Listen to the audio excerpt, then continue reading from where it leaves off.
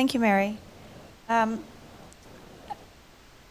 I don't know if my colleagues need much introduction, but of course I'm very happy. First of all, thank you to Art Basel and to Mary Spirito of Proto Cinema for gathering us here at the Salon. I'm very pleased to be blessed and joined by A.A. Bronson and Tim Griffin. And I'm also very pleased that this year's Art Unlimited exhibition, which has been curated by Johnny Yetzer, has given all of us this opportunity to experience Gretchen Bender's Total Recall. I hope you have enjoyed that, and if you haven't, please, after our talk. It's really a spectacular electronic theater of abstract and appropriated captures that the artist created in 1987. It's somewhat of an operatic movement of about 18 minutes, and this work has really been that one which is the most widely circulated. I think I have a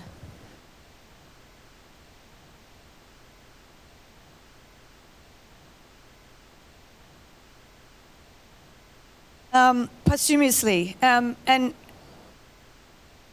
especially due to the work of Tim Griffin from the kitchen.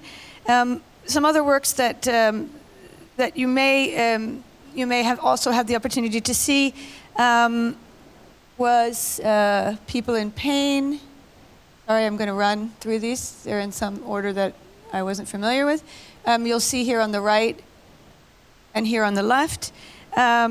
That work was in the Whitney Biennial in 2015, but it emerged really as a highlight of Anne Goldstein's exhibition, A Forest of Signs.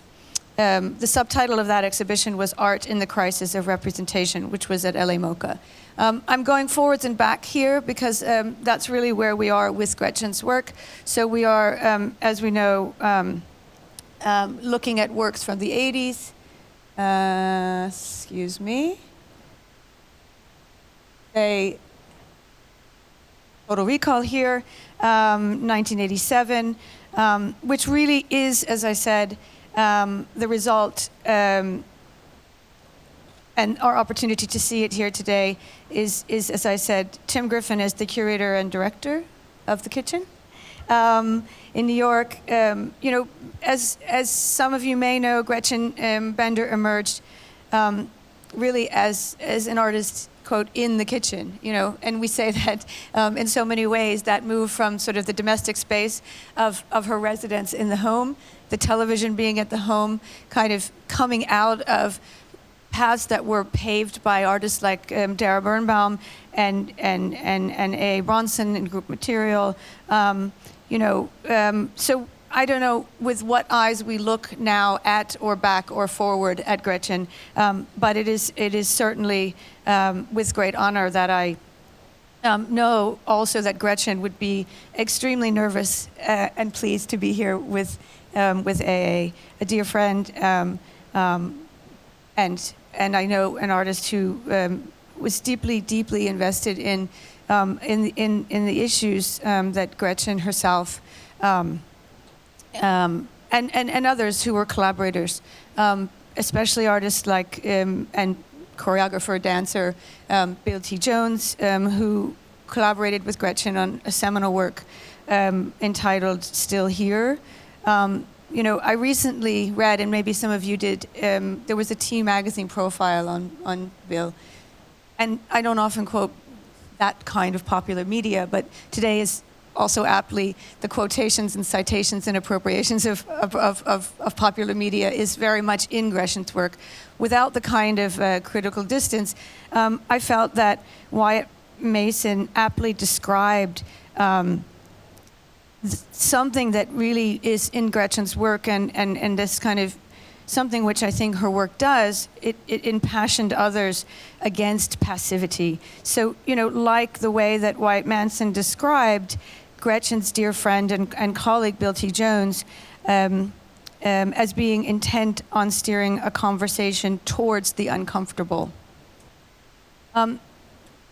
I wasn't sure if many knew other works that Gretchen made at the same time. So I thought I would scroll through very quickly because I would rather get to my very much, I think both of you have a lot more to say than I would. I'll try my best just to sort of quickly run through pieces that really have not yet been seen from that period. Say 1987, flash art, which was photographs on masonite.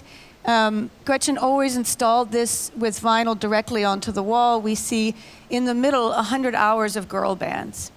Gretchen was very much a part of the CBGB scene, and bands like Girls and Dolls and others played quite a role. Again, I'll go quickly, but this is a series called The Pleasure Is Back from 1982, silkscreen on tin works. As well, from The Pleasure Is Back. This is a piece that I kind of wanted to spend a little bit more time on because I think it's quite important, and AA and I were sort of talking about the placement of the work in the gallery versus outside. Gretchen made a series, and also the kind of video material used. TV, text, and image, 1989, but she made a series of them, so there are several. Used live feed television. So imagine each of those image sequences is hooked up and running, and then the text on the surface is applied. So you encounter the work often with just this radical but also very simple modification that Gretchen implicated into the story, which was already much a part of our lives in our homes, at our fingertips. And if we go back to that question of, cautioning or insisting against passivity of ourselves as viewers, what we would have happened, say, in our home, we would come home and all of a sudden we had at our fingertips the world through television. And in fact, we could simply, do this. And what Gretchen did is she turns that back at us and in a way really recapitulates our thinking and activation of and looking at, as viewers, the image. These are all just details of different versions. This was a piece she installed, her version for Japan. And this, I'm sorry for the quality of the image. We are, as a new estate, in case any of you were here earlier, in the process of gathering documentation. This was a version she did, however. They are all names of women artists around the outside, and Metro Pictures is named in the middle where this piece was installed. And Metro Pictures being the gallery that has really been a faithful partner in exhibiting the piece here at Unlimited today. I'm just going through quickly, again, as I mentioned before, Anne Goldstein's exhibition of Forest of Science Art in the Crisis of Representation. And I do want to not ignore the years, again, of 1987 and 88 and 89, which were really take me back, sorry for this, to AA, who has really, really consistently been, I think, a leader in the conversation in his work, and especially also with General Idea. It was 87, I believe, that the AIDS poster was installed in New York and in San Francisco in 88.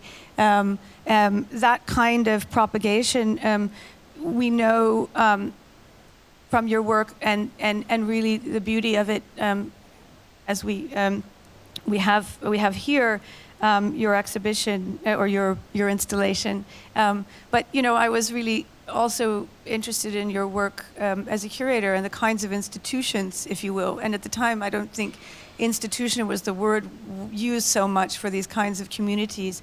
The way in which the evidence of the avant-garde, you curated it at Art Metropole, and the Sea and Shining Sea, which was at the power plant, a place where Gretchen also exhibited at that time. I, rather than sort of cycling through, and I'm sorry I went very quickly, I'm happy to go back to any particular image. I would love to turn the conversation over to AA and to Tim, and then we hopefully can engage in a bit of conversation and exchange about Gretchen Bender and about your own work and engagement therewith and her communities that you both very much lead and belong to. So.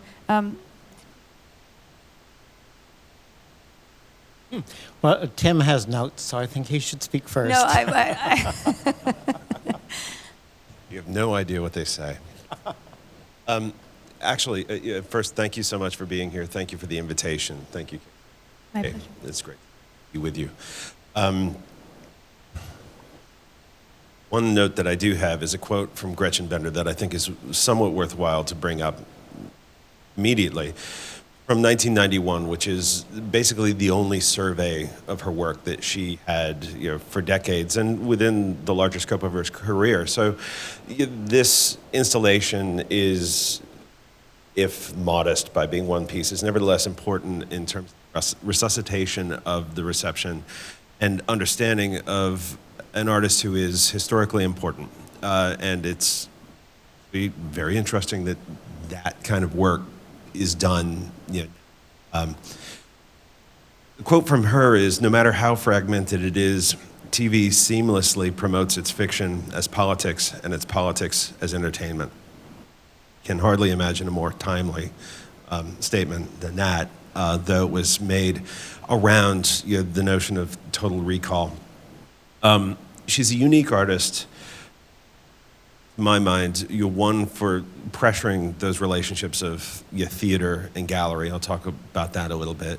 She's also very unique for taking on the media and saying, instead of slowing it down, or instead of offering a kind of interjection, speed it up, run interference, as it were. And in that regard, she ends up being a very prescient artist for generations emerging even now, insofar as no decontextualization of an image or an object is taken to be the end stop in what is a continuing process.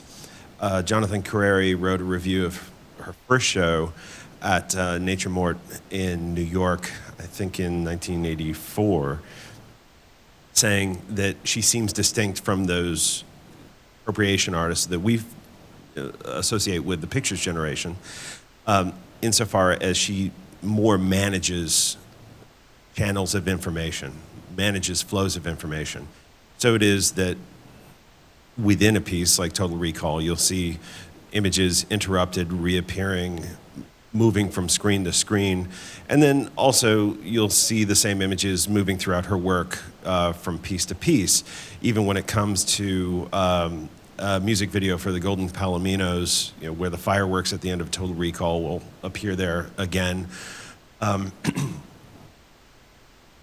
And I think on numerous other occasions, but just to use that as an example of her even willing to go to a mass media sphere in order to begin to run that kind of interference, quote unquote. It also, when it comes to this work in particular, we can talk about how it operates in a gallery, you sets up a different situation for a viewer. Where, for example, in the pictures generation, looking at a static image, or maybe with Jack Goldstein, who was in the show, you look at one cycling snippet, you see in a short film, say, what happens through a decontextualization. Train of thought, I'm sorry. It's been kind of the Right. appropriation gesture. You have a single vantage for the, thank you.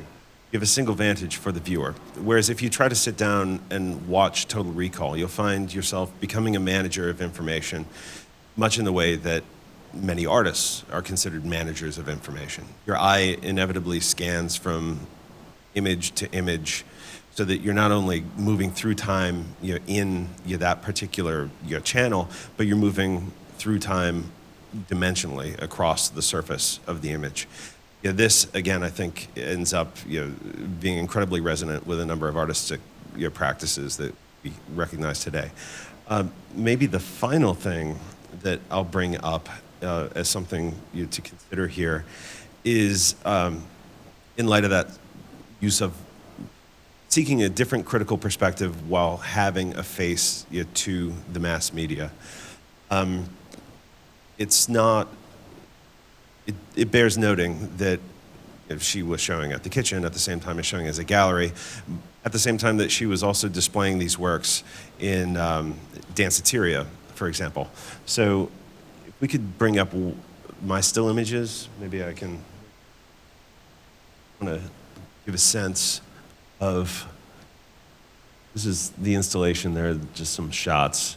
You can see, and this was based on archival footage. So you can see there's a greater vertical than you see here.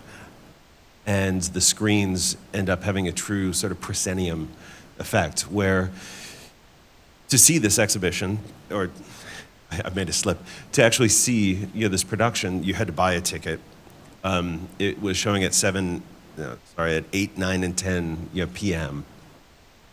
And the music was incredibly loud, which is one thing that you can't really do in this context, lest every other gallerist and artist protest. But you really sought to one, work in that larger context of contemporary media of her day. And a debate for us when we were restaging this is whether or not we should actually use the same materials, because if you spoke with Robert Longo, who was her partner and collaborator, he would often say, actually, the latest technology is what she would want to use. Do you know, if you have the latest HD monitor, that is what she would want to present this work on. And that maybe gives the best sense of the overall dimension of a presentation of the piece, so that it becomes encompassing within that sort of theater setting. At the same time, and what I want to drive home is the way in which she would, by giving a phenomenological dimension to the presentation, look at how technology could, at this point, where the media was not only wrapping up our sense of reality, but was to some extent an extension of our own bodies. Hal Foster has said that it was a sort of David Cronenberg-like assertion that in seeking to look at the electronics of this, even when it comes to abstractions, not in the media per se, there was a desire to look at how the body operates and how the consciousness operates differently with developments in new media of the time. And I think that's an evolving conversation. So in broad strokes.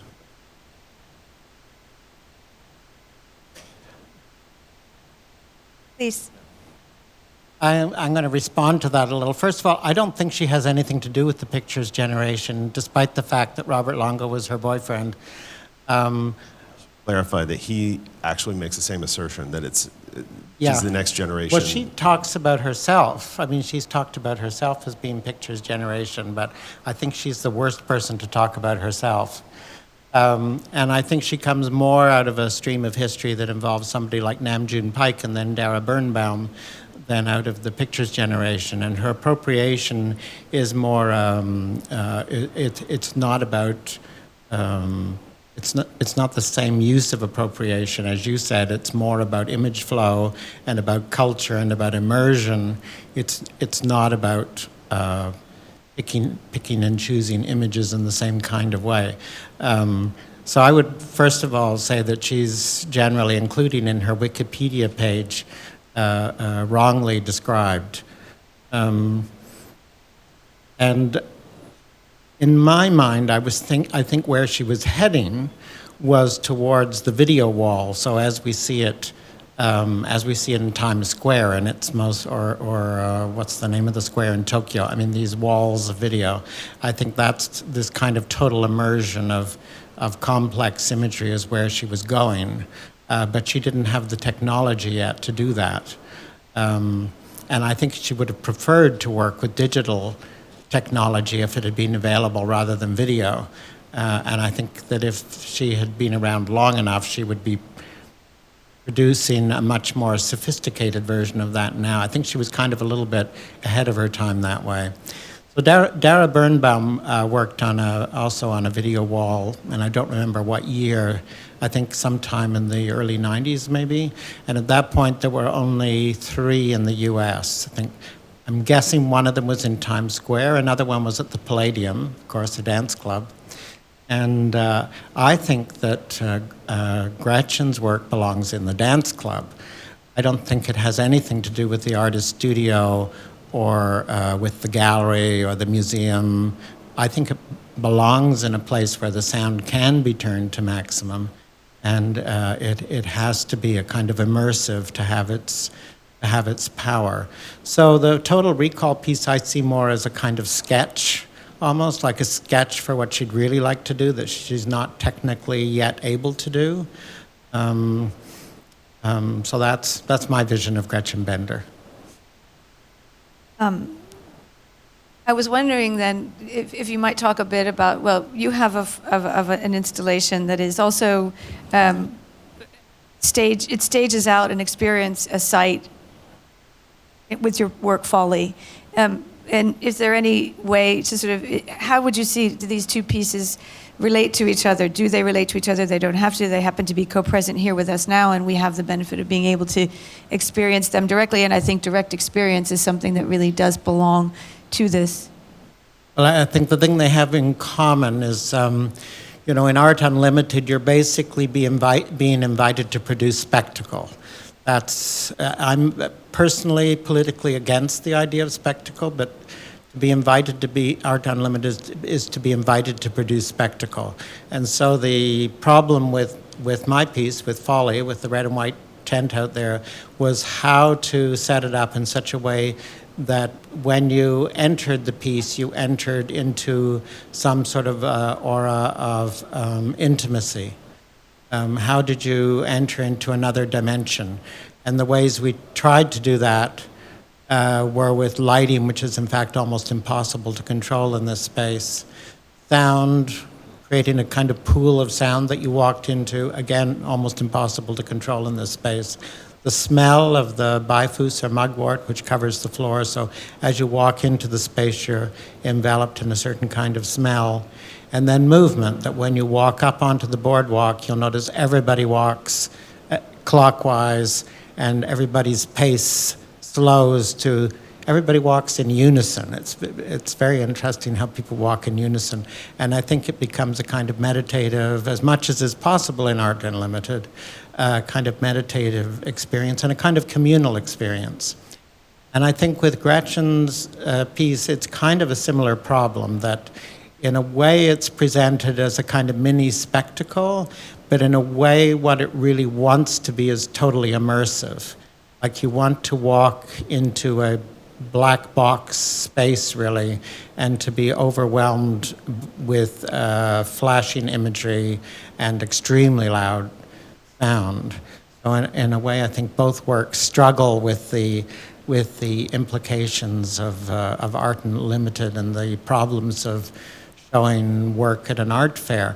And I think that leads to another topic, which is, I think in today's art world, we've kind of forgotten about all the works that don't lend themselves to art fairs. And there's, especially, I think, from the 80s, and to a lesser extent from the 70s, there's a huge amount of work which is almost lost because it just doesn't suit an art fair. And much of Gretchen's work would fit into that context. Well, I think to some extent Gretchen's work challenges in its reconstruction, and I think Tim was very much involved in that, when the kitchen, set forth not only the first real, installation of the work in an art institution, I think it was 1985, right? And then later again, right? And then that ability to create a space where physically one is immersed in it. And then I think this is a very interesting extension of what you were mentioning about the body and proximity and time. Yeah, here, one thing that came to my mind when I was seeing it is the degree to which the piece, relatively simple statement, has a beginning. It has a beginning. And, we know it's a perennial issue with all video of how long is somebody going to sit in front of video. And how long is somebody going to look at a painting? You don't know exactly when to walk out. And there's certain video that's designed to accommodate that kind of attention, or knows that that attention exists, and so it can have a mode of address that resonates with it. But in this piece, to speak to your operatic point, it really does open, with not a recitative, but an operatic aria of kinds, where if you can imagine the theater going dark, starts out with a number of General Electric advertisements and logos. And something worth mentioning there is that these advertisements would have been on television just months before. They would have been incredibly fresh, in the mind.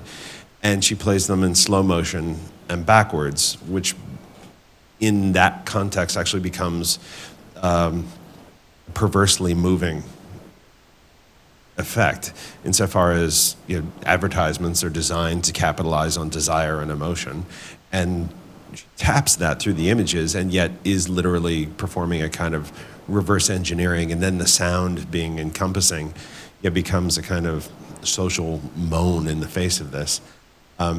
And others have written about how she brings up, and the superimpositions and the gallery work, I think, of words are related here, of how GE makes life better, but for whom and how many, and flipping that to see what cultural conditions have to exist generally in order for this product to exist specifically, becomes a subtext that is initialized by those opening statements.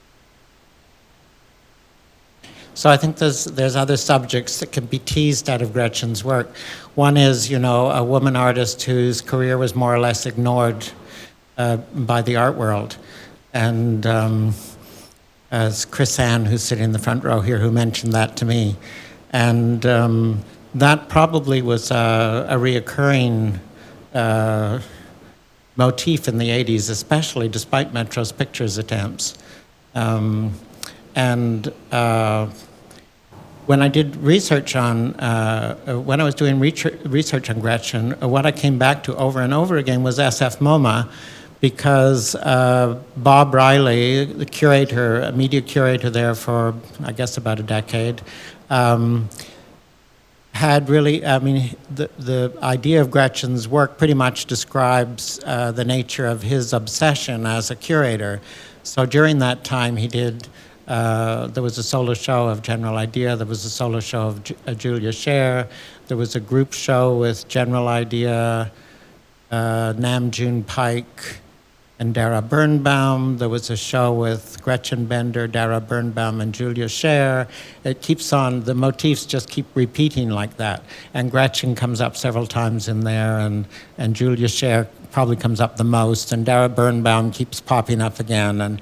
And it's mostly women, in fact. It's mostly women that he shows in that period. It's very interesting to look at kind of media culture and kind of an American approach to media culture through the eyes of Bob Riley at SF MoMA. It's really an interesting little track of history. And there's one online a panel discussion of Gretchen, Julia Scher, and Dara Birnbaum online that you can listen to. It's 20 minutes or half an hour, and it's very interesting indeed. How would you describe the reception of that work at that time, and given that you were in some exhibitions, or you shared that stage, as it were, like how was your work relating to that reception? Well, it was such a different time. It's kind of hard to think about it in the kind of terms we think about these things today.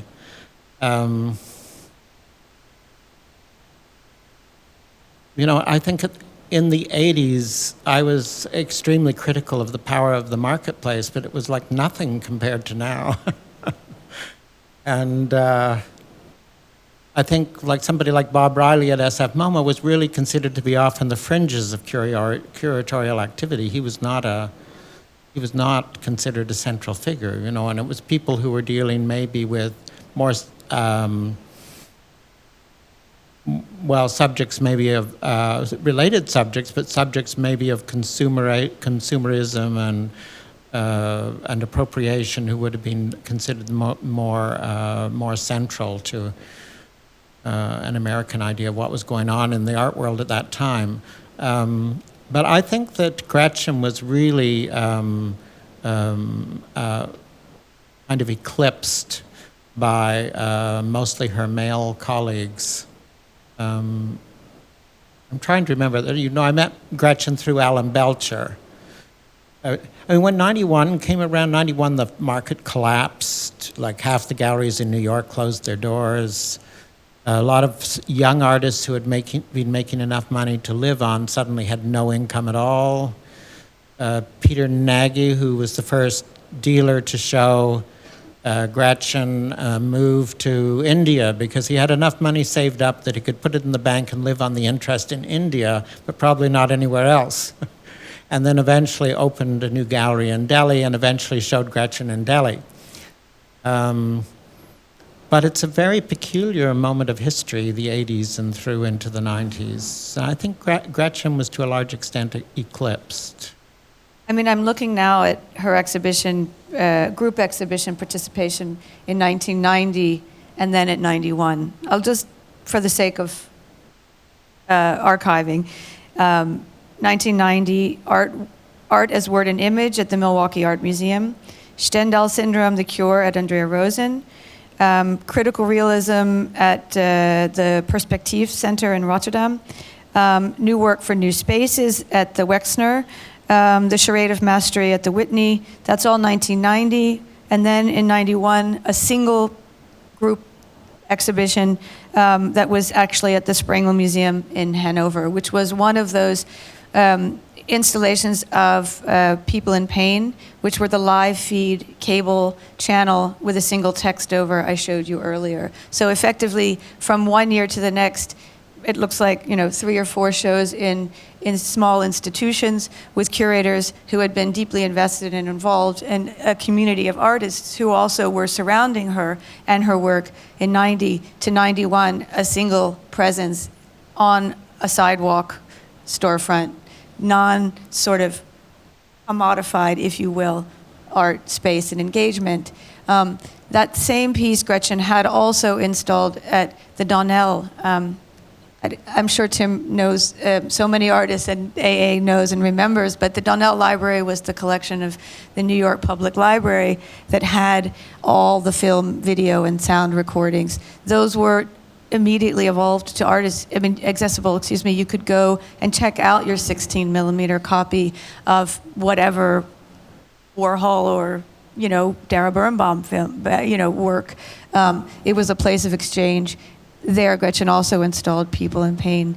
And while I really do, I often hear I'm going to go back to that conversation about how Gretchen would install the work now, or what she would do.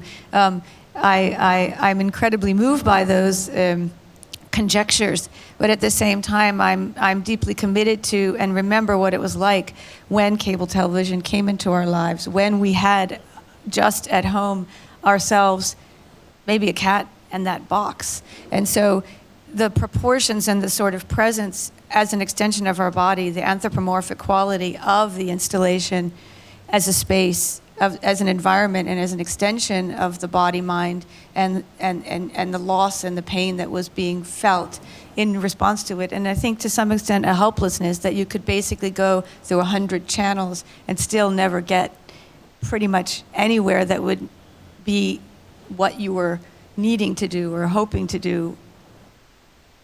I don't know if that makes sense.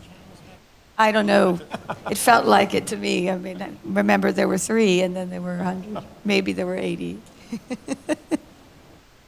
I will say that when I finally saw the work in a space, I was taken aback by how the gravity it still has.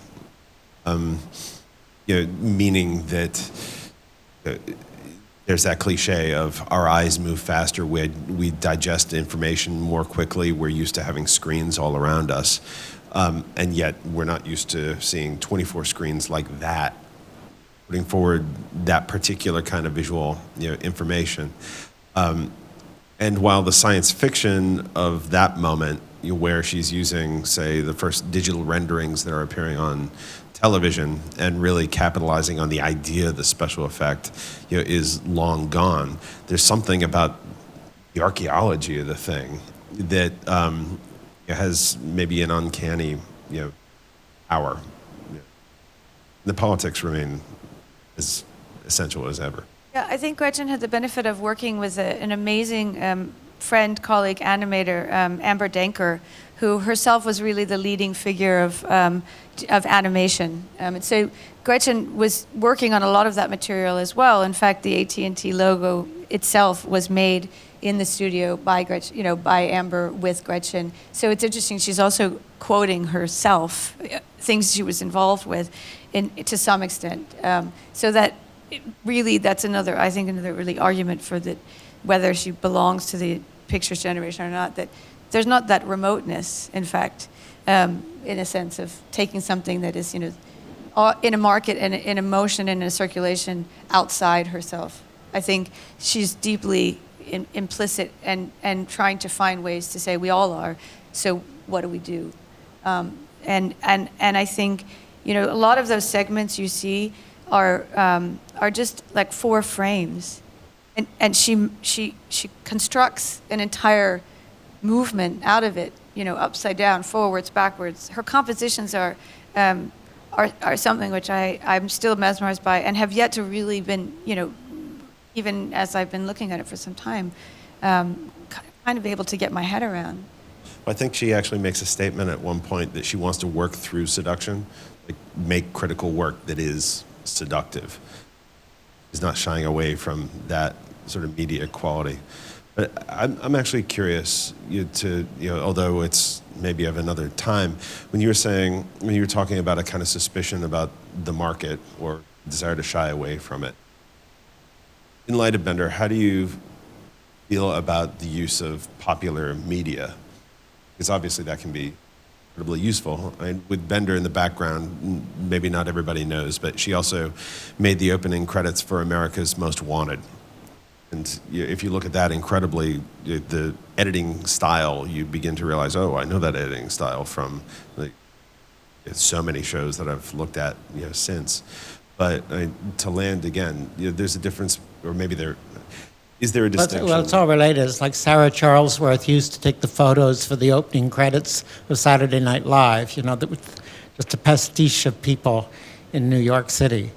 And in a way it relates to the work, and if you try to conceptually relate it to the work, your head starts to spin. It's a little bit like that. Because artists, and especially artists in New York, have to make money to survive. And the easiest way is to do what you're good at. So the one's life becomes kind of submerged in different areas that all relate to your art.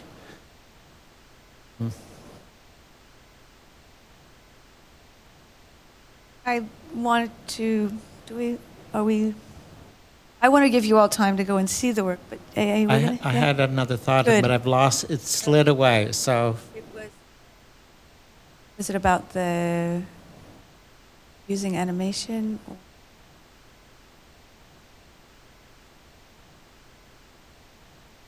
Well, we haven't mentioned. I mentioned briefly, but Nam June Paik, and I think the idea of the live feed, in a way, a kind of idea of Americana, because Nam June Paik used so much very American imagery, live feed imagery. Oh, I know what I wanted to talk about, and it does come out of Nam June as well. That this image of the multiple monitors, both with Nam June and for example with the piece here, is just implicitly an image of the surveillance system. And I've been kind of struggling thinking about that. Like for me, I don't know whether she was conscious of that or not. In what way she might have been at least vestigially sort of playing with that. But It's interesting that in this decade of activity at SF MoMA, I talked about that Julia Scher keeps on coming up over and over and over again, always with these kind of surveillance systems, and yet kind of technically or visually, they're very closely related. Just what it looks like as an object can be very closely related. Looking at the piece here, I was reminded that the piece also begins and ends with somebody with a camera.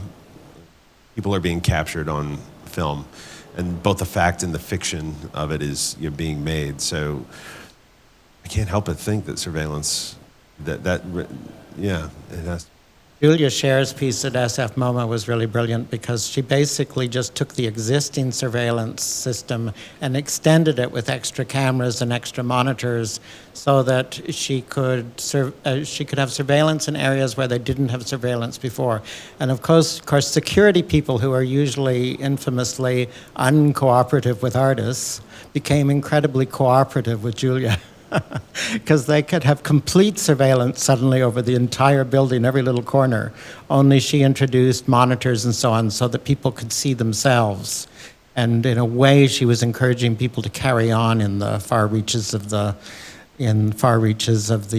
museum and see themselves on monitors. Totally different thing, but and yet, I mean, there is that moment in the film being there. And, walking along the sidewalk and suddenly realizes that he himself is being shown on all the screens.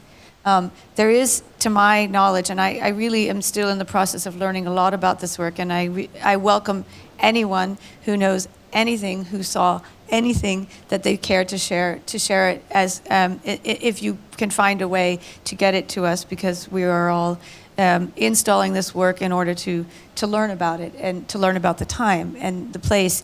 But I do know that when the piece was installed at Metro, that when there was a moment when, for once, all the screens were showing the very same thing. Now, again, it's live feed.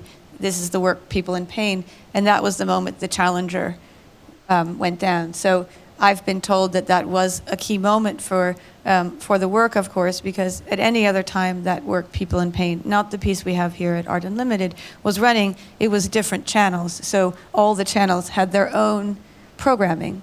They basically were already curating the narrative they were going to share with you. But at that moment, basically the idea, by accident, it's not the idea, it's the fact everyone was looking at the same image. I want to thank you both, and if you don't have, do you want to allow everyone here? Yeah. Do we have questions, comments? Has anyone something they know about Gretchen Bender's work or anything we've discussed they would please share?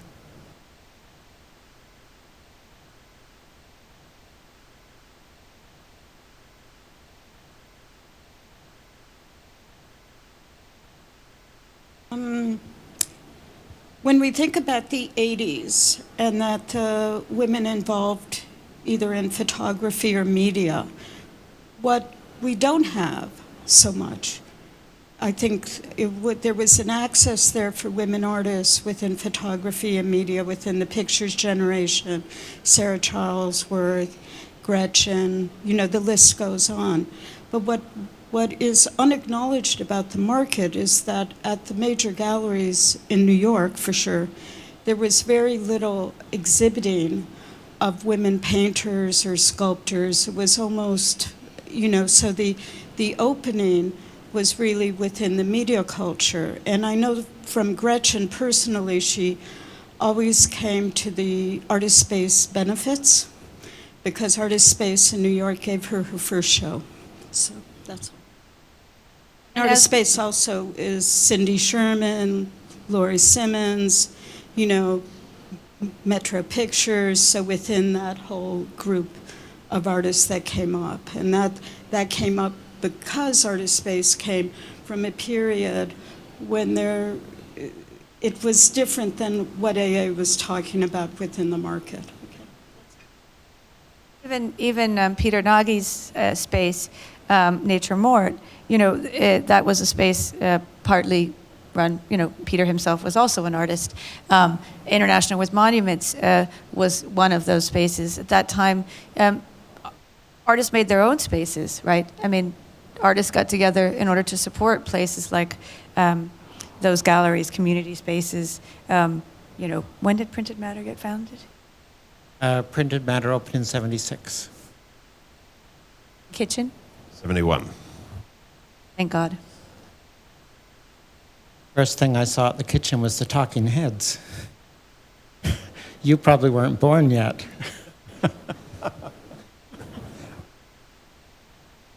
I was. I do want to acknowledge there are a few people here tonight. Today, is it tonight or today? See, when you're in a media space, you really have no idea what time it is. I see Tessa. I can't see everyone there, but thank you for, because the Project Art Centre in Dublin also launched the reconstructed version of the piece we have here. And if I've missed anyone here in that regard, I apologize for that. Questions, comments? Definitely go and see the work installed here at Art Unlimited, Gretchen Bender's work, and please go and walk against the grain in AA's folly.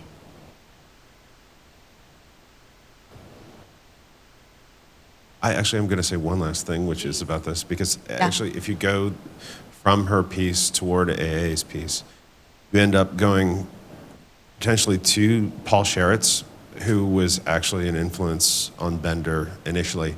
And it's, I think, kind of interesting as well to see Tony Orsler there, just as somebody subsequent who was similarly influenced by her.